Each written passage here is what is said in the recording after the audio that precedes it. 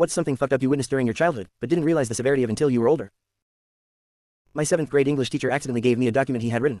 It was on an old floppy disk he assumed was blank. It described how he volunteered with a humanitarian group in the 70s that traveled through impoverished countries and provided free vasectomies.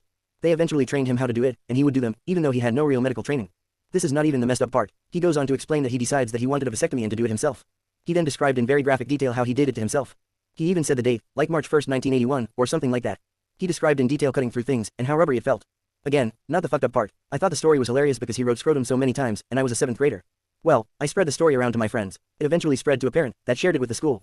His wife, who was also a teacher there, promptly quit. Their son, who was younger than me, born in the 90s, also left the school. He kept his job. What I figured out much later was that his wife had cheated on him and had gotten pregnant, but pretended like it was his. The fucked up part is that he obviously knew she cheated, but never told her.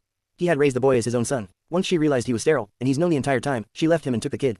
Had I not shared that story, that kid could have lived his entire life without knowing, and that family could have stayed together.